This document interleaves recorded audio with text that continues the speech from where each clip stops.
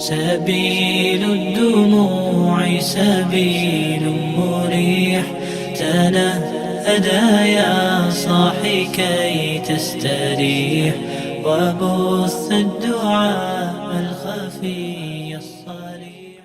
نحمده ونصلي على رسوله الكريم أما بعد السلام عليكم ورحمة الله وبركاته. قال رسول الله صلى الله عليه وسلم الدعاء مخ العبادة.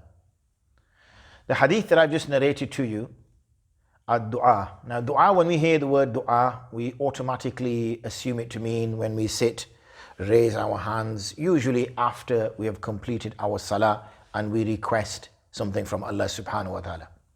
And that in essence is what du'a is. Du'a, if you look at it, comes from words which mean to call, to ask, to invite, even a da'i, to invite towards something, to call towards something, to bring somebody towards something. However, in the context that we're using it here, it means ad-du'a, meaning to supplicate, because the remainder of the hadith makes us understand this better. And that is mukhul ibadah. So let's concentrate on the word ibadah first before we come to the word mukh. So ibadah is an act of worship. So dua, supplicating, asking Allah subhanahu wa ta'ala for something, is an act of worship. Now let's look at the word mukh. Now the word mukh means something which is the absolute kernel, the essence, the core, the asal. And in fact the word mukh means the brain. So it's the center of everything, because if you look at the body, it's the brain which controls everything. It controls speech, it controls memory, it controls movement, it controls memorizing things. It gives us the ability to separate ourselves intellectually from other creatures on the surface of the earth. So here Rasulullah sallallahu alaihi wasallam is referring to dua, and he is saying it is the mukhul ibad, it is the brain, it is the asal, it is the primary matter of ibadah. So what can we understand from this? Well, what we understand from this is that what we gain from supplicating is true submission.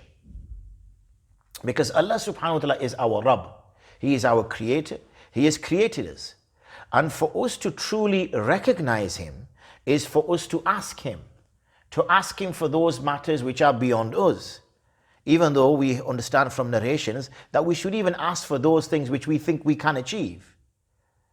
You know, even if it something really small, like what we would consider to be minor, we should ask Allah. It's not that, because in a way what we're saying is that this thing is within my power.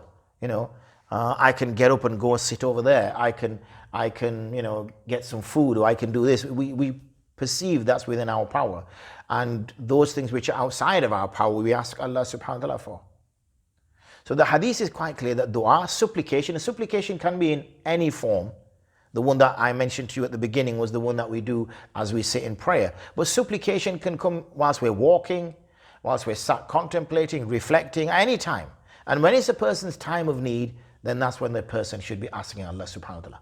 But what it does develop is this act of supplication, is it develops true submission in a human. It develops true submission, and also it's the recognition of the person, the recognition of the individual of his limitations, and how Allah subhanahu wa ta'ala has no limitations put on him. He can give, he can take, he has no limits. His bounty has no limits either. So dua is something we should be constant upon. Dua is something we should ask and engage with Allah subhanahu wa ta'ala.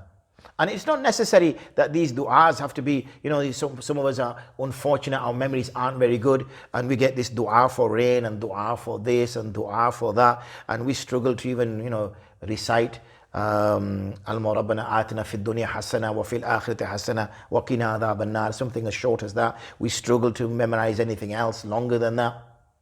So it's not necessary that we should restrict ourselves. Of course, masnoon du'as we should try to learn, and masnoon du'as we should try to say at the appropriate time. But du'a is where it's open conversation.